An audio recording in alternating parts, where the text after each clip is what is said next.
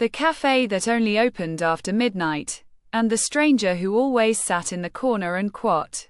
I live in a small coastal town where nothing exciting really happens. We have the usual, a pier, with a few weather-beaten boats, an old movie theater that still plays films from the 90s, and a bakery that everyone swears makes the best cinnamon rolls in the state. I've been here my whole life, and for the most part, things have been predictable. Until the winter 2 years ago, when I stumbled on something unusual. It started one night when I couldn't sleep. I'm not sure why. Maybe it was the wind rattling the shutters, or maybe it was the leftover coffee I'd foolishly had at dinner. Either way, I found myself wandering the quiet streets well past midnight. The town was still, almost frozen in place, except for the occasional rustle of the ocean breeze. That's when I noticed it, a faint, golden light glowing from between the slats of an alley. I'd never paid attention to before. It wasn't the harsh white glare of a street lamp. It was softer, warmer, like candlelight. Curious, I followed it. The alley was narrow, lined with old brick walls that had seen better days. At the very end, there was a door I swear I had never seen before. Above it, a small wooden sign swayed gently in the wind, painted with the words, "The Midnight Brew."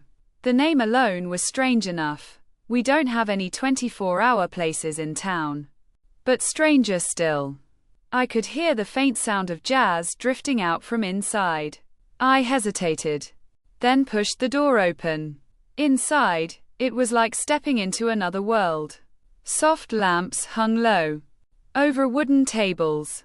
Shelves lined with old books stretched across one wall, while the other was filled with vintage photographs in mismatched frames. The air smelled faintly of cinnamon and something floral I couldn't place. And in the far corner, there was a man. He sat at the same table every night I came after that. Yes, I came back more times than I can count. The first night, he was just there. Long coat, scarf loosely draped, a notebook open in front of him. His pen moved slowly, deliberately, as though each word was heavy with meaning. He never looked up, not even when I ordered my tea and took a seat nearby. The woman behind the counter, an older lady, with silver hair and a kind smile, poured my drink without asking what I wanted. "And quat? First time here.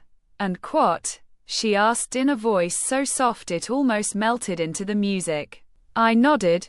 "And quat? Don't worry, you'll find what you're looking for." And quat? I didn't know what she meant. Over the weeks, I began to notice something. No one else ever came in. It was always just me, the man in the corner, and the woman behind the counter. I'd drink my tea, sometimes read one of the books on the shelves, sometimes just listen to the quiet hum of the music.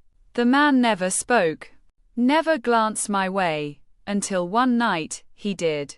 It was subtle, just a flicker of his gaze, the briefest nod, before he returned to his notebook. But something about it made the hairs on the back of my neck stand up.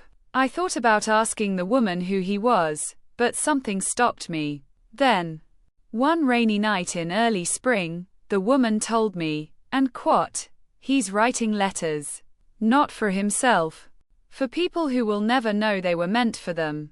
And quat? I didn't know what to say, so I just held my tea tighter. The man closed his notebook that night and left before I did.